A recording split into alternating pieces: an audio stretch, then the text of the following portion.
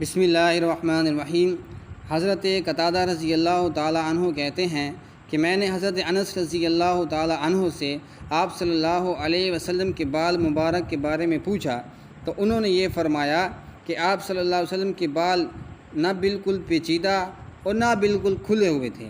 بلکہ تھوڑی سی اس کے اندر پیچیدگی تھی اور تھوڑے سے گھنگریالہ پن تھے جو کانوں کی لوح تک کیا ہوتے تھے، پہنچتے تھے۔ اور دوسری روایت میں یہ بھی آتا ہے کہ حضرت انس رضی اللہ تعالیٰ عنہ فرماتے ہیں کہ آپ صلی اللہ علیہ وسلم اپنے سر مبارک پر اکثر تیل کا استعمال فرماتے اور اپنی داڑھی مبارک میں اکثر کنگھی کیا کرتے تھے، اور اپنے سر مبارک پر ایک کپڑا ڈال لیا کرتے تھے جو تیل کے کثرت استعمال سے ایسا ہوتا تھا جیسے کہ تیلی کا کپڑا۔ تو اس حدیث سے یہ معلوم ہو گیا ہے، ثابت ہو گیا ہے کہ انسان کے چاہیے کہ امتیوں کو چاہیے کہ وہ تیل کا استعمال بھی کرے اور اپنی داڑھی کے اوپر کنگھی بھی کرے، یعنی اپنے سر مبارک پر تیل بھی ڈالے اور اس کو مالش کرے اور کنگھی بھی دے، سر کی بھی اور داڑھی کی بھی۔ اور یہاں پر جو کپڑا رکھتے تھے وہ اس لیے کہ اکثر آپ صلی اللہ علیہ وسلم کی عادت مبارک یہ تھی کہ آپ صلی اللہ علیہ وسلم کے سر مبارک پر عمامہ، پگڑی وغیرہ ہوتی تھی، اس لیے وہ کپڑا رکھتے تھے تاکہ پگڑی اور عمامہ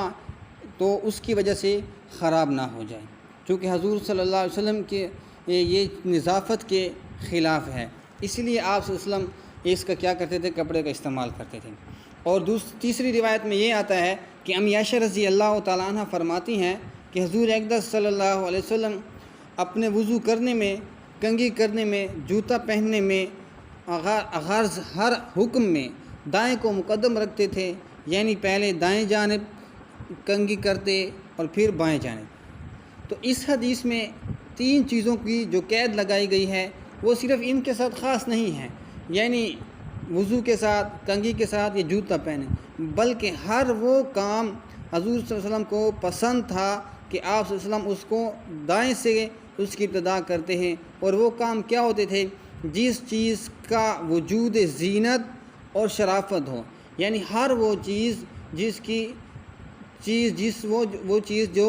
زینت اور شرافت کے واسطے ہو، اس کو آپ صلی اللہ علیہ وسلم کیا کرتے تھے، دائیں سے اس کی ابتدا کرتے تھے، اور اگر ایسی چیز جس کا وجود زینت اور شرافت نہ ہو تو اس کو بائیں سے سٹارٹ کرتے تھے، شروع کرتے تھے۔ جیسے ہم اپنی حاجت کے لیے بیت الخلاء یا پاخانہ یا پیشاب کے لیے جاتے ہیں تو وہاں پر سنت یہ ہے کہ بایاں پاؤں پہلے رکھیں، اس لیے کہ وہ وجود زینت اور شرافت کے واسطے وہ جگہ نہیں ہے۔ جو جگہ زینت اور شرافت کے واسطے ہوتی ہیں، آپ صلی اللہ علیہ وسلم وہاں پر ابتدا کہاں سے شروع کرتے تھے، دائیں طرف سے شروع کرتے تھے۔ تو امتیوں کو بھی اس حدیث سے سبق دیا جا رہا ہے کہ آپ ہر وہ کام جس میں زینت اور شرافت ہو، وہ کیا ہے کہ اس کو دائیں طرف سے کیا کرو، شروع کرو، دائیں طرف سے اس کی ابتدا کرو، اور یہ آپ صلی اللہ علیہ وسلم کا عمل رہا ہے۔ اس لیے ہمیں بھی چاہیے کہ ہم اپنے پیغمبر حضرت محمد مصطفیٰ صلی اللہ علیہ وسلم کے طریقے کے مطابق اپنی زندگی کو گزاریں اور اس کے اوپر عمل کریں۔ اور اگر حاجت کے لیے جانا ہو، تقاضے کے لیے، تو وہاں پر بایاں پاؤں استعمال کرنا چاہیے، یہاں پر سنت یہ ہے، وہاں پر دائیں سنت ہے۔ اللہ پاک ہمیں